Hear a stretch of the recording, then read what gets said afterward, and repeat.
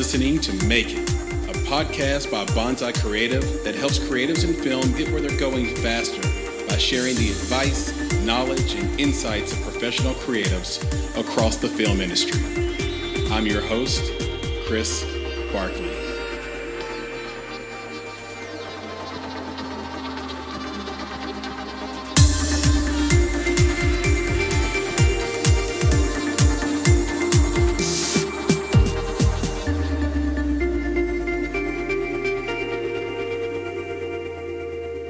Hey, filmmaking friends. My name is Paula Landry. I'm the CEO of Paula Landry Media. I'm a writer, producer, and entrepreneur working in the film industry. And what I'm known for are a couple of my books, The Business of Film and Scheduling and Budgeting Your Film, A Panic-Free Guide. And these books were written coming from my teaching and my filmmaking. And I'm working on speed adaptations right now from theater to screen, which I'm having a lot of fun with. And I'm very excited about a feature project that I was just able to attach some name talent to. And that's moving forward, which is really exciting. And I'm working on a new series of entrepreneurship tools for media makers, specifically filmmakers. Paula Landry, welcome to the Make It podcast. Oh, thank you. I'm really excited to be here, and I'm excited to speak with you. Well, I am equally as excited. And to get the audience a little deeper into the world of Paula Landry, I'm going to read from your bio. And as I always say, this is the internet, so feel free to jump in after I'm done and correct a thing or two if a thing or two needs correcting. But I'll read from here. Paula Landry, MBA, is a producer, author, and media consultant crafting evocative films and impactful business and marketing plans for entrepreneurs, Fortune 500 companies, and nonprofits. Ms. Landry teaches entrepreneurship and media classes, consulting with media entrepreneurs and businesses seeking to raise money and grow their business. She has conducted film and television library evaluations in association with G&H Media for the Truman Capote Estate, Cinema 7, and the Australian government. She is an instructor in media courses at SVA, NYU, Park Film School at Ithaca College, Wagner College, and MCNY. Her eclectic career in media forms the foundation for a multimedia perspective to provide marketing solutions across a spectrum of media channels. She's also the author or co-author of the books Scheduling and Budgeting Your Film, A Panic-Free Guide, The Business of Film, which is a 5-star Amazon pick here, A Practical Guide to Achieving Success in the Film Industry, and Sell Your Screenplay in 30 Days Using New Media. And what an impressive resume. What a delight to dig into all of this. So let's go back to the beginning. How did you get your start in film? And was there a moment that stands out for you where you knew this is what you wanted to do with the rest of your life? Well, those are such great questions. And thank you for your kind words about my bio. It's been a long haul, and it's been a little zigzaggy, which I think happens with a lot of people. So fundamentally, I came from an arts background and I played the flute. And I played the flute on film scores and TV scores, and arranged a lot of concerts. And I could see the more filmmaking friends I had that kind of came through post-production, how similar the two sides of producing are, right? Planning a concert is allocation of resources and project management and all that. And as I worked with people in different capacities through production and post-production, and people just seeing like, oh, I like how she thinks. I like what she does. I wonder if she could help me with this.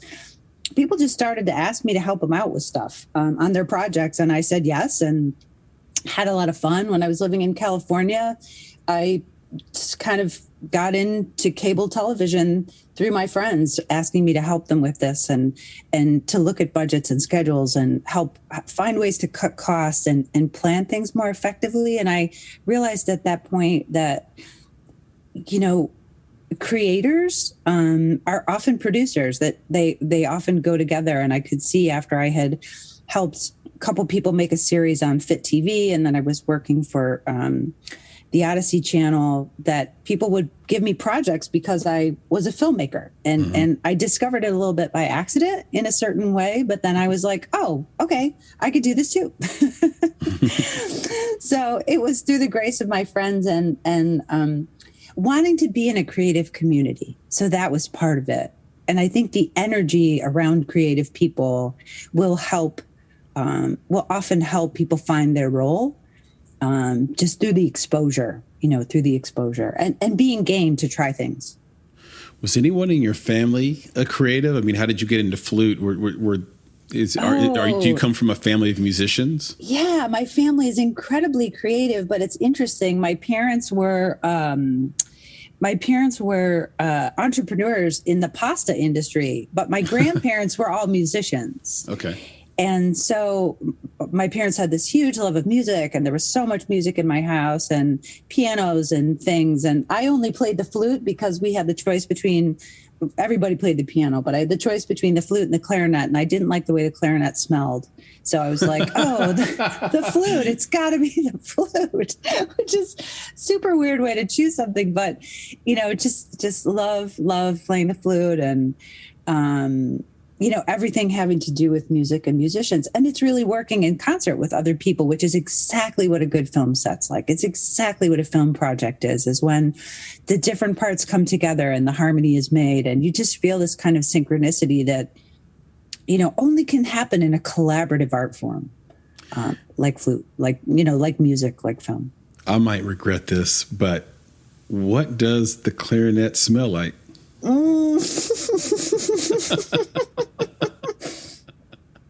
All right. I don't want to get graphic and EOE, and I don't want to offend reed players because they just rock. I mean, clarinet players are just they're awesome. So, okay. The reed, the reed is this little piece of, I don't know, it's kind of a little bit like wood, and it's damp a lot. So imagine damp wood, that's just really, I don't know. It's an earthy smell. We'll just leave it like that, and feel free to cut any of this out. Because and you have to stick that in your mouth over and over again. It's just not, it's not. And I do think that I will say the other thing that drew me to the flute is it's a lot like singing in a way that the clarinet is not. So I will say that. I love it. And thank you for going a little bit deeper with me on that and helping out my curiosity there.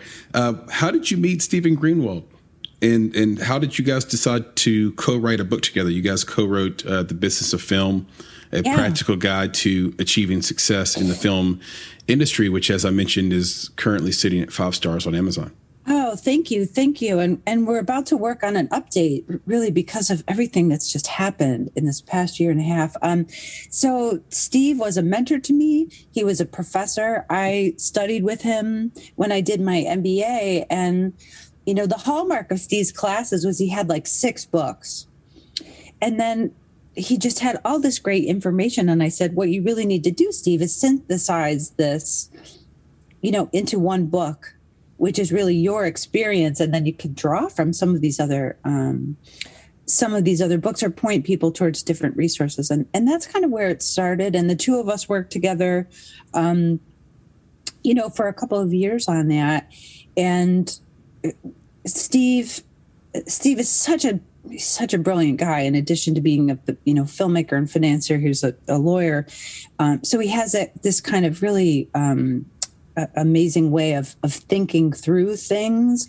And what I loved about working with Steve is he taught me, which I hope comes through in the book, and I believe does, is that if you look at history, and I'm not saying thousands of years of history, but if you look at the history of the film industry, you'll see these patterns, and the patterns will tell you how to look forward so that you can start to see around corners and you can start to see trends coming.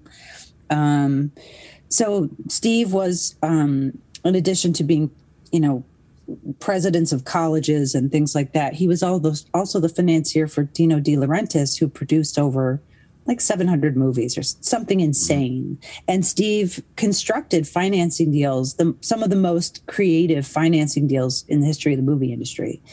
So it was always exciting to work with him, and he was always able to put things in very plain language. And I think my, gift in putting together that book with Steve is to be able to take information into bite-sized pieces. So you could go to any part of the book and just read that part, or you could read it in the context of the chapter. So I think sometimes we need knowledge like that, right? We need it in big chunks. We need it in little chunks. We need it in, laser focus. So I'm excited. I'm excited to update it. Yeah, I'm excited too. You talked about the financing piece, and it's one of the most important parts of whether or not a project will sort of get seen by serious investors as a sort of a green light project or too risky. And somehow we just keep repeating, and I'm speaking specifically in independent film, the world in which we live, we keep repeating the same pattern over and over again. And I think it's one of these things where a few people sort of get lucky or are able to find financing doing the wrong thing.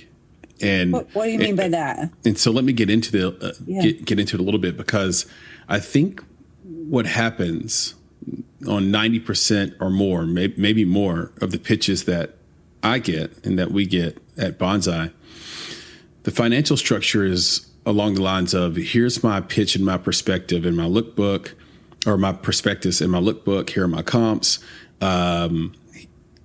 Please give us X amount of dollars. You'll own this percent of the film, and then we'll do the film, and then we'll get distribution and make all of our money back.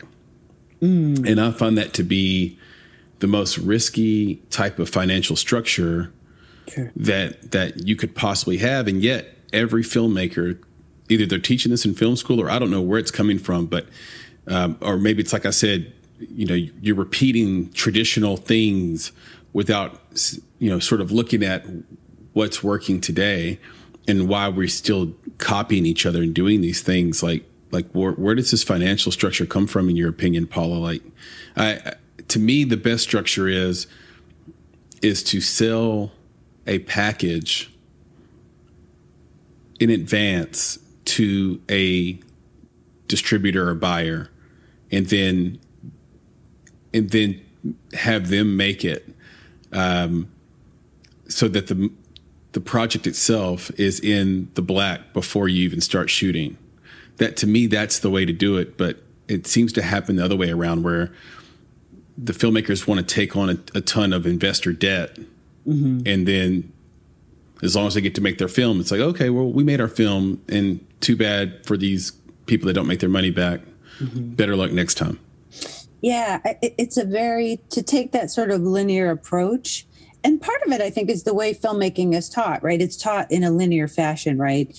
And I'll even say that, a lot of books are organized that way, because things do seem to happen in a certain way. But for me, the idea is that you look at distributors as your partners, right? What do they want? What are they looking for? And you start with the end in mind, right? Because a distributor isn't interested in a package, or the attachments or whatever it is. It's not that you're wrong. It's not that you can't make that movie, or even that you shouldn't, but they have this sense of marketability because they're out there doing it. So I do think that there needs to be this more of a relationship cultivation and more communication on behalf of the producers, trying to get to know the distributors. What are they making? Why are they making it? Why did it work? Why was this film successful? And to really be a student of the industry in a way. And if you say, well, look, this film, might have been bought because, it was a foregone conclusion. It had a star, it did really well at Sundance. Okay. Like that lightning can strike, right? But how about going to AFM, looking at the list of distributors who are there, speaking with them? What are they looking for? What are the budget ranges? What are the attachments?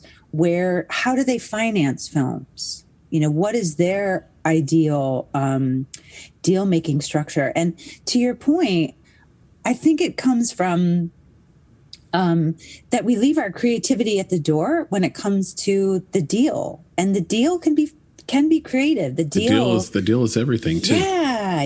It's not even everything, but bring your sense of creativity and fun, and bring all that into the distribution piece, and start with the end in mind, right? Because the end in mind is always the most amount of people see this project that should be seeing it. The most amount of people, get to find this and experience this film. Well, how is that going to happen? And I do think starting with that, it's kind of a good tack to take, and it makes you think more with your marketability brain at the outset. I love it. And just for the audience that don't know, AFM is the American Film Market. It happens every year in the fall. And it's where everyone comes together and figures out which movies they're going to buy and purchase and distribute. And it's a great point, because I don't know if a lot of independent filmmakers put enough value on it, enough value of even on maybe going to find, maybe you can't get like a super established, affordable sales rep, but you could find a young, hungry one that wants to make a name for him or herself. And That's that right. might be a way to go as an independent filmmaker as well. That's right. And if you can't go to AFM, or you don't go to AFM or whatever, okay, that's fine. But there are hundreds of distribution companies. There are hundreds of them.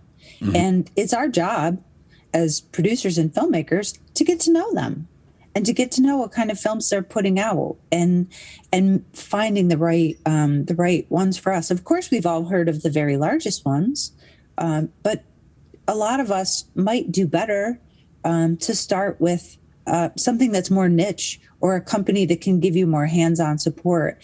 And a lot of those, what I find in speaking with distribution companies, a lot of those companies, even sales agents, they're excited to work with you on the ground level. They're often excited to be a part of the process, as opposed to like, well, here's a film, it's done. Can you sell it? Yes. It's a very different approach. Exactly. And so just to be clear on what I was saying about financial structure earlier, Paula, is I find that a lot of independent filmmakers spend all their time in pre-production looking for money, when my advice to them would be to spend your time looking for attachments, looking for better story, like making sure the story is a A+, making sure your attachments are there, getting a great casting director, making sure, so it's this idea of, instead of chasing money for a project that's half-baked, make your project incredible. And then if it's incredible as a package deal, then you can go to a bank and get a loan. You don't have to go to an angel investor and have them sort of risk their dollars as some sort of diversification play. If you have a great package deal, you can go overseas and get money through pre-sales, mm-hmm. or tax mm-hmm. loops, mm-hmm. Or all just a number of, like you mentioned, creative ways to finance. But the whole leverage is, how good is your package? It is. And, building the package often does require feedback. I mean, you made the point of a casting director, and having that person as a partner, and the right person, early on can make a huge difference. Yep. It also will force you to think more creatively, and to look in a way, that you're not able to, because they just have different eyeballs than us, right? That's their job. So they're able to see kind of who's coming up, or different attributes.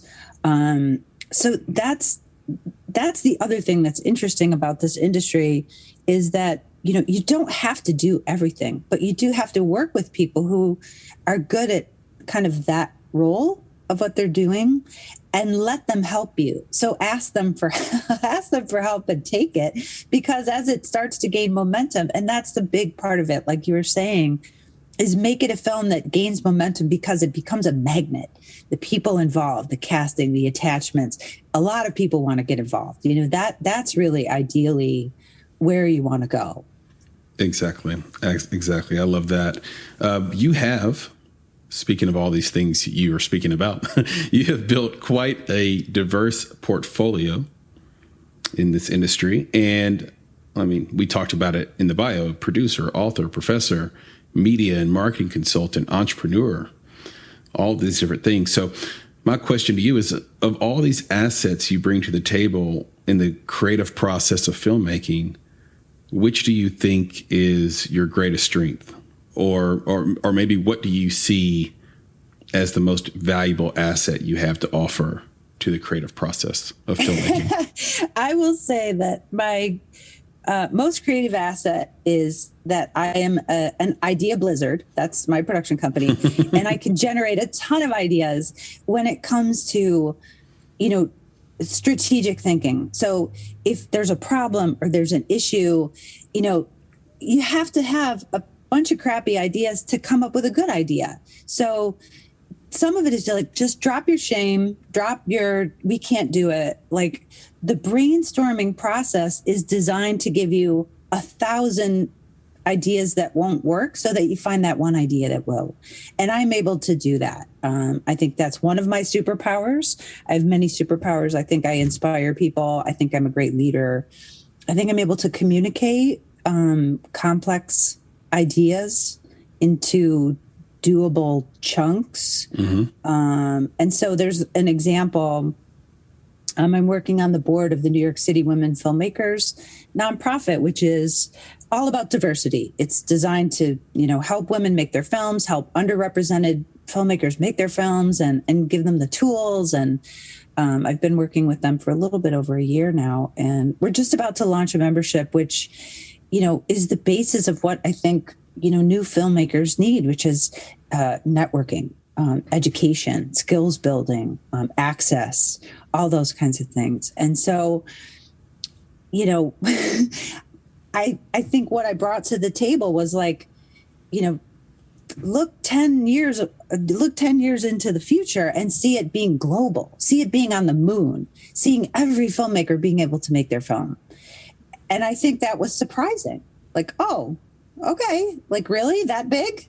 Yeah. It's not just New York City. It's not just women. It's all of this. And, I'm not taking away from the group. They've done amazing things. They've been around for 5 years, and Sydney Hugh is the founder, and she started this incredible group with a great team of people.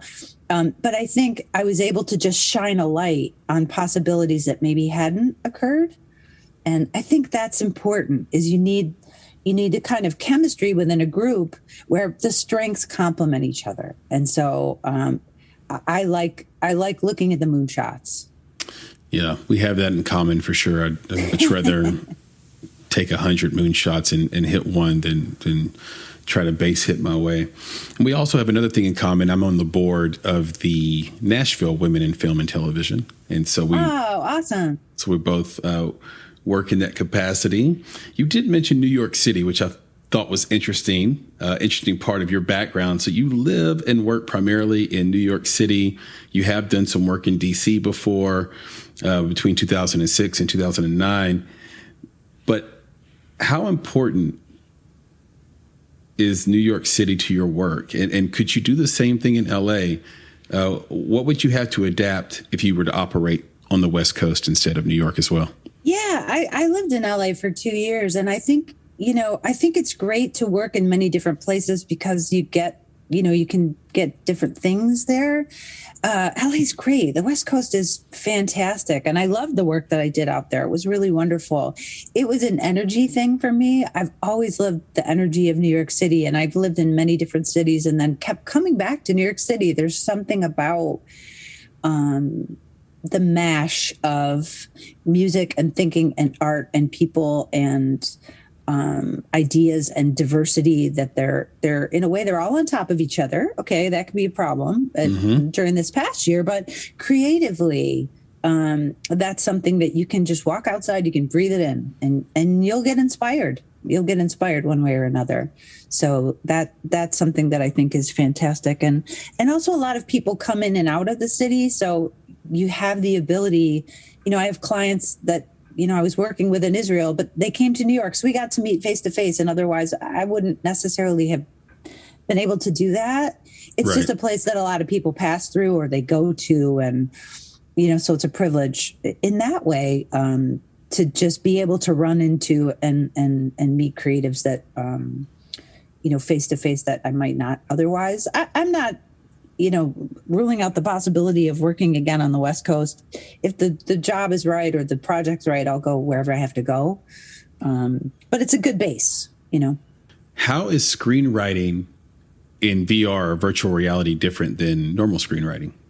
Ooh, so VR is this kind of promised land. We'll see whether it lives up to it or not. To me, VR is the first step between movies and gaming, right? As you go into something, you're part of something. It's immersive. So because of that, when you're screenwriting for VR, you have to think in a way that doesn't overwhelm people. You have to be cognizant of where a person's physicality is, right? We can't be looking all around us all the time, even though we have that ability. Mm-hmm. So in some ways, it's very musical, like a musical composition has a rhythm. If you think about a symphony orchestra, and it's one point the trombones might play, and another point the bass drum might play, and your ears will move their focus to different sounds. You can do that with your storytelling in VR. So you begin to think in things like events, right? How are we helping the audience move to the event, or give them choices in the storyline that will take them in a different way to the event. So I find it really exciting and challenging. But I also think it's important when you're getting into VR and writing for it, just watch a ton of VR stuff, mm-hmm. because without that visceral experience, it's a little bit academic, and there's more and more really good, really good quality out there. And I'm not sure this is going to go mainstream. Frankly, I'm not sure at this point, but I do think we're not going to go backwards. I do think it's going to be around. I just don't know if we're going to be watching a 2-hour VR film in the theater. I'm not sure. Right. It's interesting because when VR first came onto the scene, I remember getting pitched 5, 6, 7 projects all in VR. Oh, yeah. And then when we said no, or those things didn't happen, it just went away, and it went away. It hasn't come back. No one's pitched me anything in VR in probably 4 or 5 years, which is interesting. I guess we're making space for augmented reality before VR can take its place. But I have watched some VR films, and I've always been impressed, and it's always been great. Before we jump to the next, though, is there anything from a formatting standpoint as a writer you should look for when you're writing for VR instead of for screen? I think using panels before you even take to it's almost like constructing a graphic novel, and you don't have to be a great artist or anything, but I think you have to understand the spatial relationship. So part of that means being able to put your writing in a way that is visual for you, where you can see where things will happen. How do you draw attention? So I think of it as a storyboard. I think that you should construct a storyboard that was going to help you put things in a sequence that makes sense. And that can be a very simple tool. There's a bunch of them out there. But I do think whatever you do, if you take somebody else's kind of panels or you construct something yourself, it's going to help. It's going to help you think about it. I think that's great. That's great feedback. So almost like instead of taking it to the postcard and doing an outline, maybe you do an outline with pictures and let that be the writing. Yeah, because they'll inform each other. And VR, like you said, will it hit? Will it not hit? We don't know. One thing that definitely has hit that is something we just could not see coming in the way that it came is non-fungible tokens, or NFTs. They're taking over the world. So I know you like to, as you mentioned, see around the corner. What do you think about selling an entire film as an NFT on a smart contract that gets royalties? I think it's great. I think the new currencies are great. I think anything, the whole promise of blockchain technology and things of that nature is that, we have this record of payment. We have a record of payment. It can't be fudged. It's supposed to be transparent, whether it is or not, I think remains to be seen, because I think there's some insiders and there's some, everybody else is kind of outsiders. But I think the promise of the technology, if it's developed correctly, that creators are paid for their work, is an exciting one. I think there's been a lot of money lost in the industry over the years to things like not just piracy or, infringement of copyrights, but just that the creators maybe didn't know that their work was being sold and they had no way to know it. Right. So the idea that we might be moving into a more transparent, non-changeable accounting of where, intellectual property goes and who's seen it and can kind of put that next to revenue, I think is very exciting. Getting the systems in place, who those will benefit, those are always kind of the wild cards. And that's something I hadn't even thought of, Paula. It's such a great point, right? Because for the feature films we've done, we do a monthly sweep of YouTube to find out who has hijacked our movie this month and is playing it on their channel and getting subscribers, and we're not being paid for it. And invariably, like every month, there's someone who is pirating one of our films. And to YouTube's credit, they are awesome about, like, as soon as you say, hey, these guys are pirating my film, they immediately shut it down. Nice. I cannot believe how fast they responded to that, considering the amount of video that's being uploaded per day onto their site. So kudos to YouTube for that. But you blew my mind with this idea of having a digital tracking of everywhere your film goes. It seems so obvious that would disrupt the current process of what I just described, of me having to go sweep YouTube manually myself to find out who's, not just from movies, but from music and everything. And yes, we're looking into this. And right now, the gray area, Paula, is who has the right? Who, if you're licensing it, does the licensor have the right, and do they want to do it? Do you have the right because you own it, even though you're licensing it? And there's this little dance going on. And I think somebody's just going to have to jump in and try to get sued or not sued and see what happens. And then we can work it out. But this is the changing sort of world of media and ownership and how it can all work. Well, and what you said, I think is, in a perfect world, right? The creators can track everywhere it goes. They have complete control. And I think if we really broke it down, there is no middle person, right? In the end. I mean, that's sort of like the moonshot, right? Right. That's what the blockchain is designed to do, right? Right. But on a practical level, right, there's going to be people who are experts in the blockchain. They're going to be experts in building the platforms. So they're going to end up being in the middle, whether we like it or not, whether it comes from Google, YouTube, or whether it comes from, great point, whoever. And so, they'll have a lot more power in some ways than the creatives, because all the creatives are going to want it. So then you're going to look at something like, think about, Apple's video game platform. And if they decide not to have Roblox on it, well, good luck for the people who want to buy Roblox, right? So the distribution platform has an enormous amount of power. And so ideally, the creators form their own platform, right? And it's created in a way that's meant to empower the creators. Now, I'm not sure, how. I think it's possible. I'm not sure how that would happen, but then ideally every creator knows at every point where their film's going, who's watching it, whether it's being monetized or not. And sometimes maybe the artist doesn't even care about the monetization if they want to know who's watching it.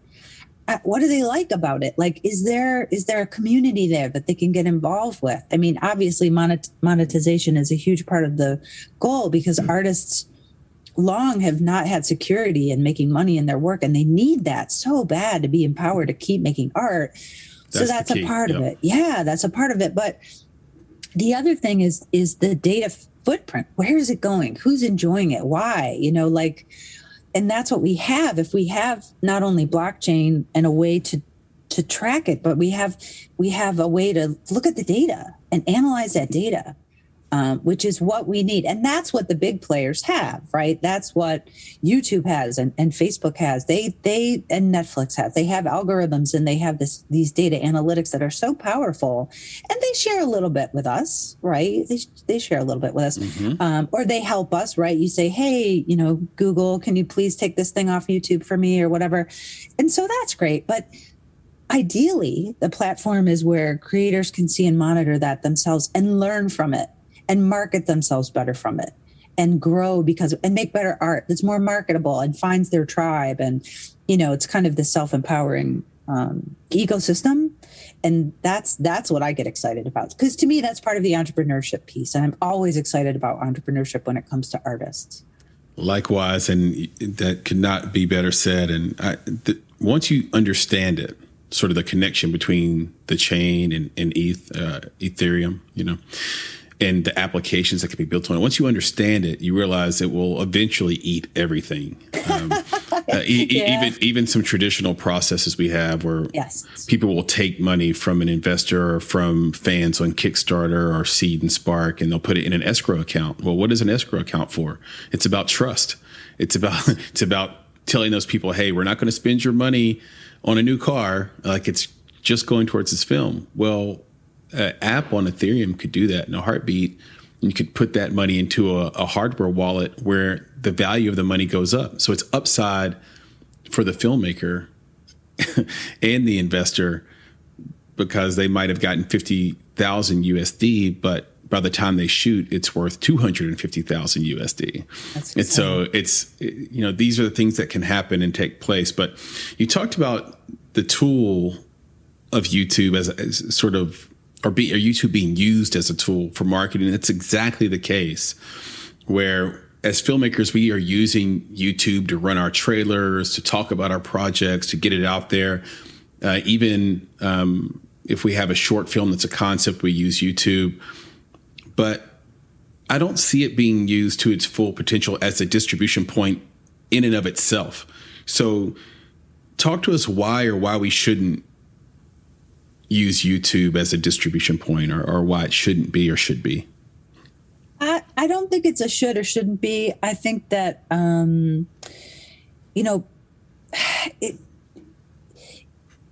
thing is not, I don't know how to say this gracefully, but sometimes the roots of a platform discourage a certain type of consumption. Mm-hmm. So YouTube, which kind of grew up as the DIY thing, for a lot of people does not feel like a place to go and watch feature films. I'm not saying it's good. I'm not saying it's bad. I'm saying it's an ecosystem that has a certain energy about it. Vimeo was kind of created with a different feeling. Sometimes feels more like a place to purchase films, to watch features. And so I think the very nature of YouTube itself feels like everything should be free. Mm-hmm. Feels like content can be any kind of content.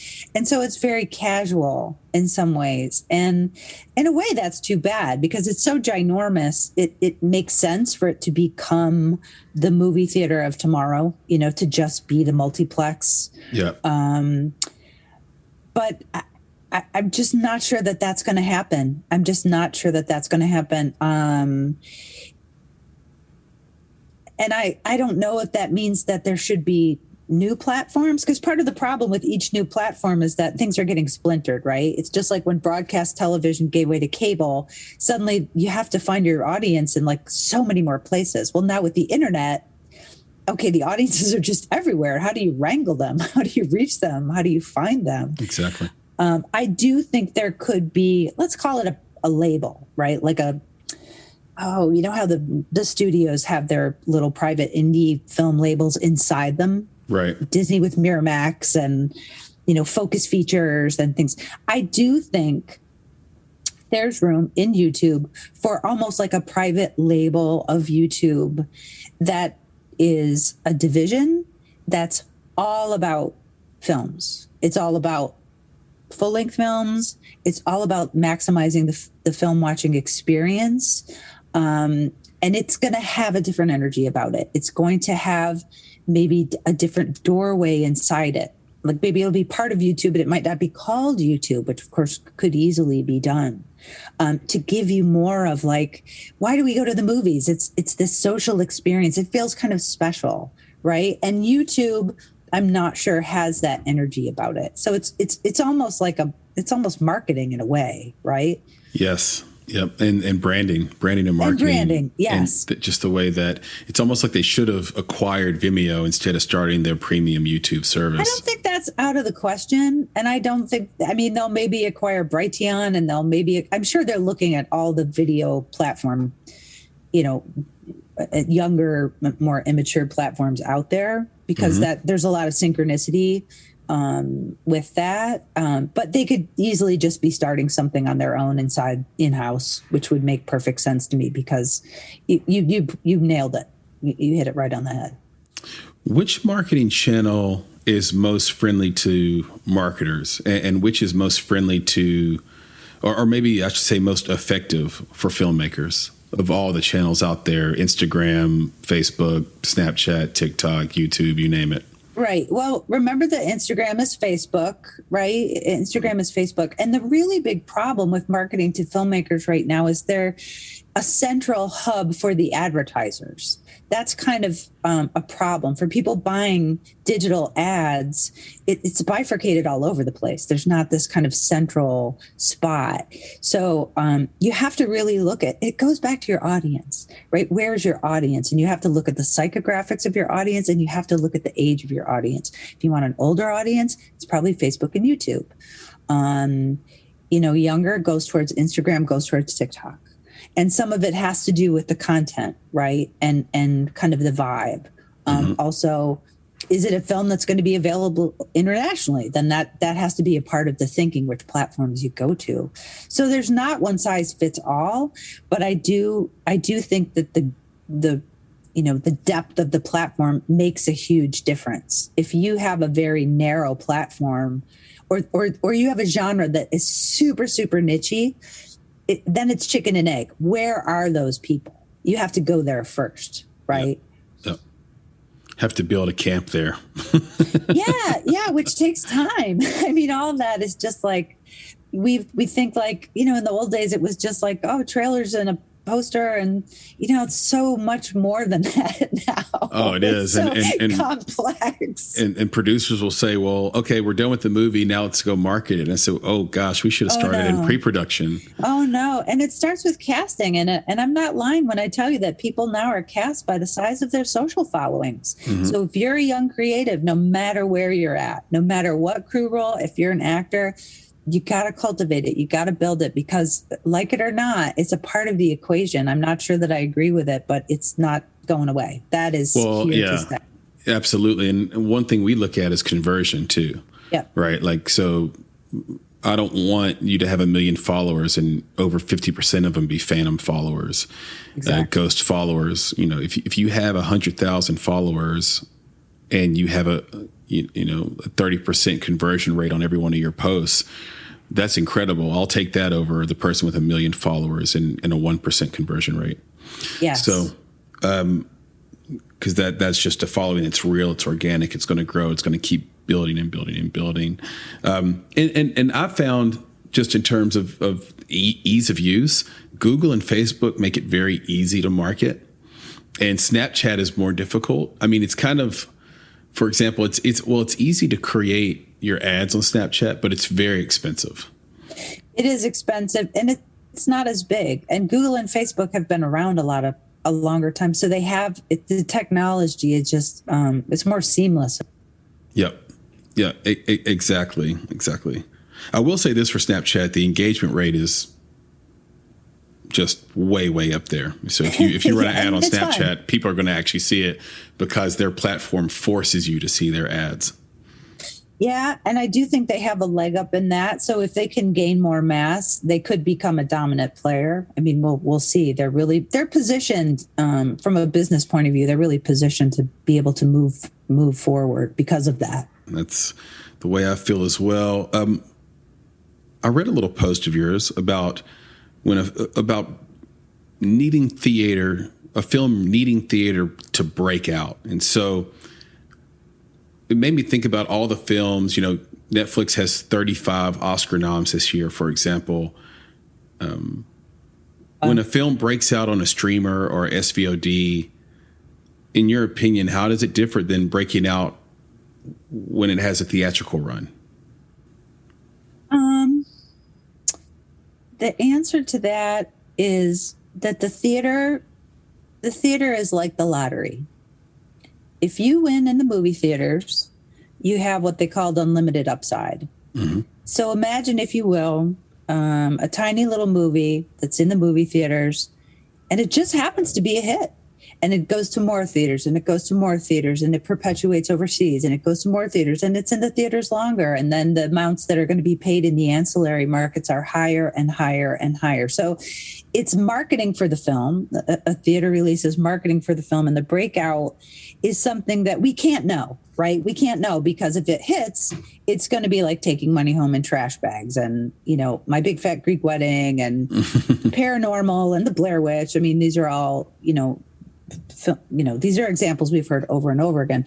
So with streaming, there is not that unlimited upside, because it's always contractual, right? There's an amount that's going to be paid. And generally Netflix, if they're making something, there's not this kind of overflow into aftermarkets, right? And there's no surprises, right? So Netflix is already all over the world. It's great if audiences all over the world take off. You think of like Casa de Papel or something like that. It was a Spanish series that suddenly the whole world, just loved. And so maybe more subscribers will come to the platform because of it. But it's not going to hit the lottery like a theater release right will. And then overflow into more DVD sales and, better pay cable deals and on and on and on and on and on. And that kind of, sort of surprise runaway hits, there's no possibility for that inside the streaming ecosystem. Yes, that's fascinating to me, because you can have something like Tiger King or The Queen's Gambit, and everyone's talking about it and they're watching it, but it's so different than, let's say, what might go down in history as the very last theatrical breakout, just because of the timing of the coronavirus. And we'll see what happens. I think people will go back to the theater, but we'll see what happens. But Get Out, for example, might be seen as the last theatrical breakout, where this is a $5 million budget film. And if it doesn't go to theater, I don't think it's what it is today. And you make a really good point, because it was a $5 million film. Then when it does hit the lottery, right? When it does hit this theatrical gold, the upside is just so unexpected and goes so far beyond, partly because the film, it was a relatively inexpensive film to make, right? So there's not that same kind of math that occurs inside a streaming ecosystem, right? Exactly. The budget is the budget, and it's because it's all inside one company. If more people see it, that doesn't necessarily translate into more profits. Right. It just happens to be that, it was a hit. More people see it. They're talking about it. Like, that's great. But it's not cash in hand. Yeah. I think it turned Jordan Peele into someone, that we thought of as we thought of him as a skit guy on Key and Peele, and we still know him for that, but we don't think about him that way anymore. We think about him as a writer, director of these kind of unique, interesting, far to the left sort of, meaning not politically left or right, but odd films. And we know he can deliver that. We know he can deliver these kind of movies now because of the phenomenon that Get Out was. And transcending race, transcending social commentary, transcending satire. I mean, just such an interesting voice. Oh man, what just an amazing artist. I'm always excited to hear what is coming from him next. I totally agree. He's a genius for sure. Speaking of genius things that have happened to in the world of film, I'm wondering if you've run into any yourself. And so here's this question. What are the 2 best pieces of advice you've received so far in your career, and who did they come from? Oh, that's such a nice question. So the first one that I always come to, and every class I have, teach graduate students. It's been a while that I've been doing that. And I always share this with my class, came from Stephen Greenwald, and it was the Norman Herman story. And the Norman Herman story was that when Steve was, I forget which company it was, he was helping them, he was helping a film company transition, in bankruptcy. They have to sell basically and close down the company and disperse assets and all that thing to try to, generate as much money as possible. And at some point in his career, Steve helped this person keep their job for a longer amount of time. And that was somebody that he used to work for, who was very kind to him at the beginning of his career when he was, he says nobody, but, we've all had those meetings where we're just coming in with our hat in our hand and giving it a shot. And this person was very kind to him. And what goes around really came around, which is the reverse, the roles were switched. Right. And when the roles were switched, he was able to help this person. And the moral of the story is just that the person that, you're working for, you might be their boss someday. Like, the creative industry has a lot of flow to it. So just be kind. Just be kind and be considerate to everybody that you work with, because at some point, you could be working for them. You could need them. They could need you. You just never know how we're going to encounter each other along our creative journey. And so it's really important to, golden rule stuff, treating people the way we should be treated. We'd like to be treated. You interact with so many different types of creatives because you're an author, you're working in film as producer, you're doing marketing and branding. And then on top of that, you're a professor, so you interact with students all the time. In your opinion, what are the biggest creative and business mistakes you see newcomers making? The two mistakes that I see people making are analysis paralysis. So I think people should act. They should move. They should try. They should iterate. They should fail quickly. And then the other mistake I see is people not asking for help. So, you had mentioned that you're on the board, the Nashville Women in Film and Television. Women in Film and Television. And I think finding a group of people and just saying, hey, I don't know anything about this, or hey, I think I know something about this. Can I talk to you about this? Can I ask you some questions? Like reaching out, asking people for help, telling them what you're doing, telling them what you might need. That's a type of networking. I mean, we all want to help each other, but sometimes we do help each other when we ask for help. And that it's a little bit counterintuitive, right? Mm-hmm. When you're vulnerable, you let other people become vulnerable. And often that's by asking for help. And I think a lot of people are afraid. Nobody wants to look stupid. Nobody wants to look like they don't know what they're doing. But everybody has things that they don't know about and they need to learn more about. And so I really encourage people to try to cultivate a community and go ahead and stick your neck out and ask the question, ask for help, or say, hey, I'd like to learn more about XYZ. Like, where would you look? What would you do? And that is really empowering to the community around you. And it can build really beautiful connections. In the spirit of that, what if I was to give you or to say to you, Paula, you have 1 month to take a project from nothing to, let's say, visible and maybe something from a marketing perspective, what would be the first three things you would do for that project? Let's say if it just came to you and you've got to make it visible in 1 month. Can you give me more parameters? Is the project made? Is it not made? Yeah, finished film. What would be the first three things you would do to help this film get an audience? Okay, so the first thing is, what are the genre and story? What is the basic story? Because those are the buckets with which viewers experience a film, right? So there's that.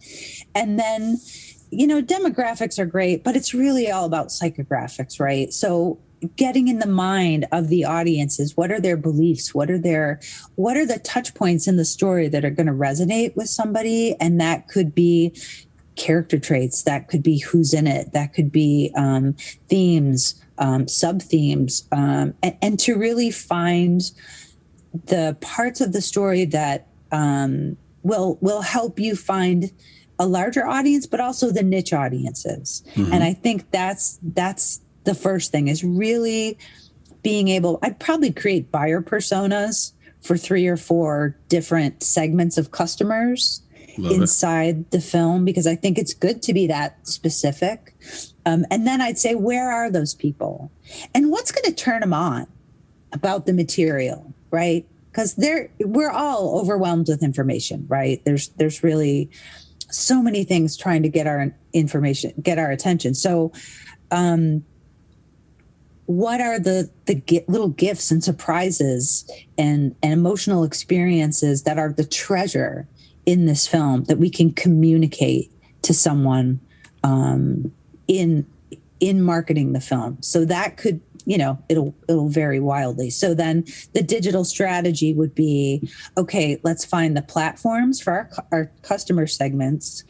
And then that's really brainstorm what's inherent in the movie that people are going to connect with, and to start building that out. So what is the text? What are the images? What are the clips? Are there memes? Are there memes living inside this film that we can use? And to let kind of the film inform us about how to find its customers. And I would do a little test marketing, because I do think that, doing A/B marketing, whether it's with email newsletters, I do think that you have to try a few things and see what hits, and go ahead and be surprised.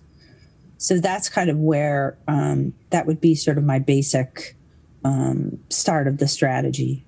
Fantastic. And for the listeners, I'll go through that. Number 1, create buyer personas. Number 2, find out what turns them on and what causes them to listen and stand up straight, so to speak, or sit up straight. And number 3, hit your digital platforms and figure out what content within your film can be used on those digital platforms to address those first 2 items that we listed. Paula, what a fun conversation. I felt like I learned a ton. Chris, thank you so much. Yes. I would love to I really appreciate your having me, and I'd love to learn more about what you guys are up to. So let's just flip the table if we have a second. What are you working on right now, and what are you jazzed about, aside from this great podcast? Wow. Well, we work in 3 areas. So we work in investment, advisory producing, and thought leadership.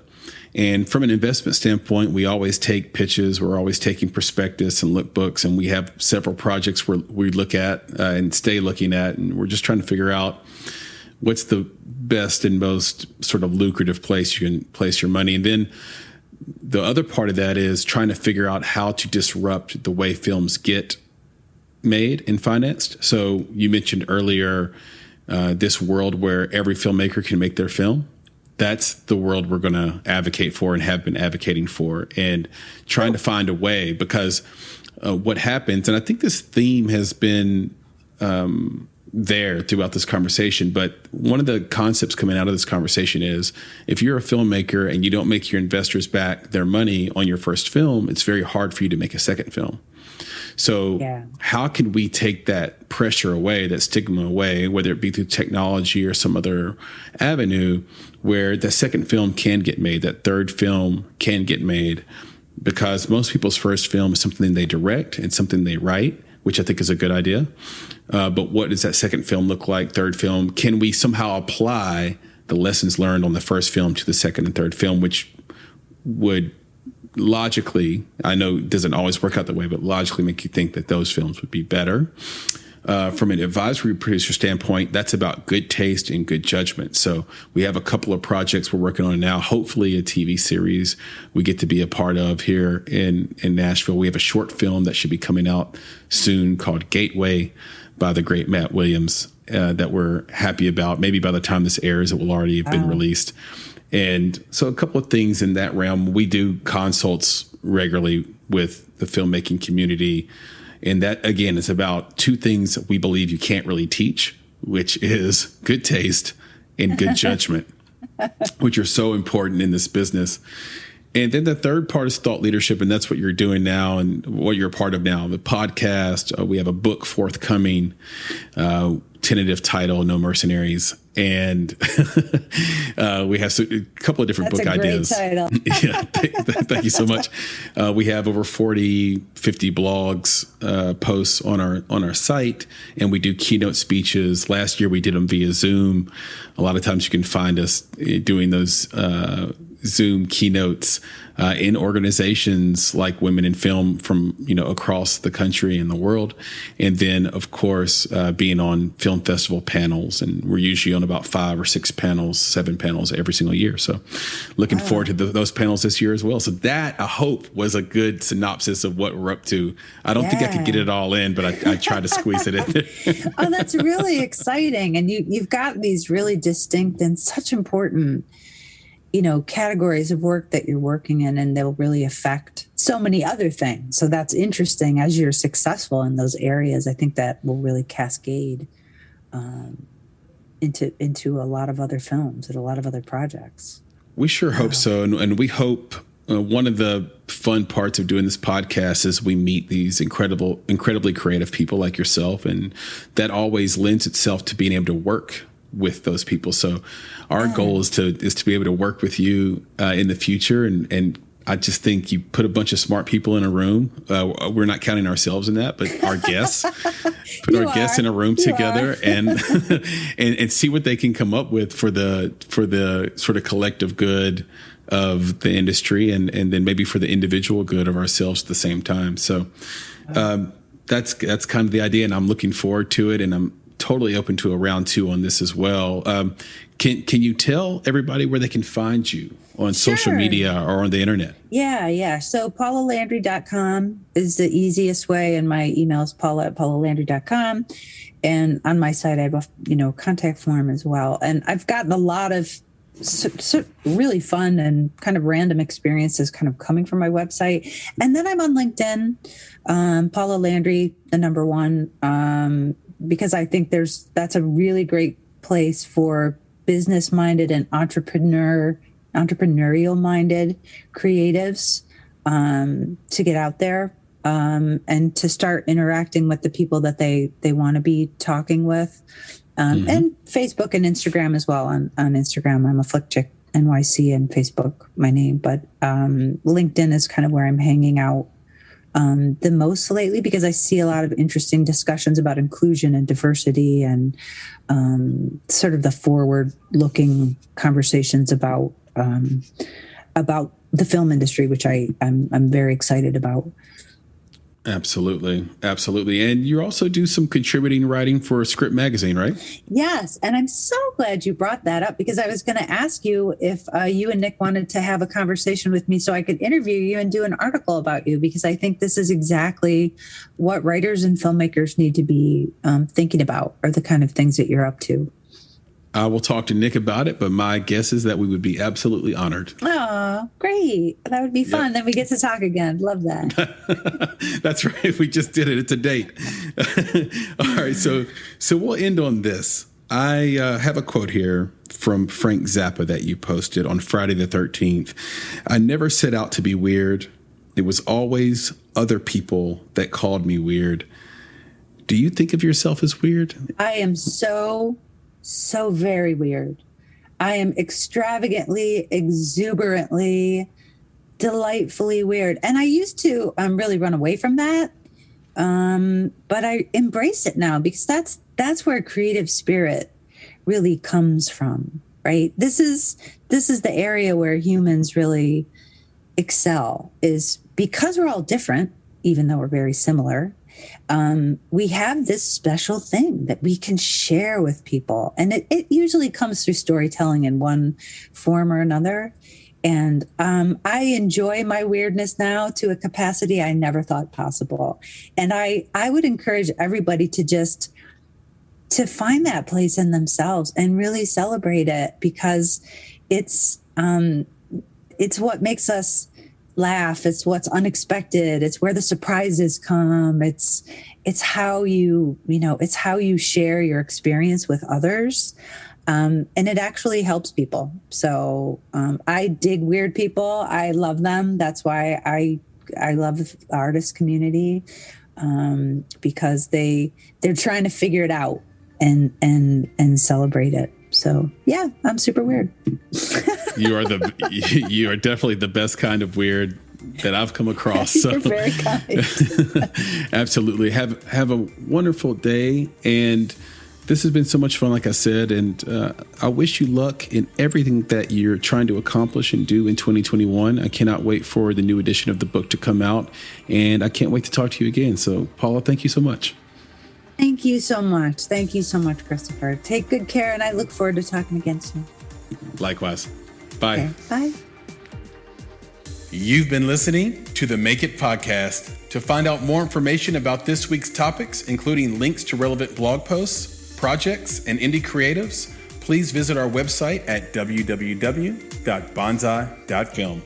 If you haven't already, you can join our podcast community on Apple Podcasts or the podcast app of your choice by searching for Make It Bonsai Creative, and the show will pop right up. You now have the opportunity to support the production of this podcast. If you love Make It and are a true fan of what we're trying to accomplish in the indie film community, please visit www.bonsai.film and click Contribute. Contributions start at only $5 monthly. You can follow us on Instagram and Twitter at _Bonsai Creative, and on Facebook by searching for Bonsai Creative. You can provide feedback to us via email at contact@bonsai.film, and you can follow me, Chris, on Twitter at FlamingYourHeart. That's FlamingYurHeart. And of course, if you're looking to take a big step towards your filmmaking success, go to www.bonsai.film and click on Services to explore a variety of offerings, from keynotes and panels to pitch readiness assessments and so much more. You have everything to gain. Until next time, be better, be creative, be engaged, and thank you for listening.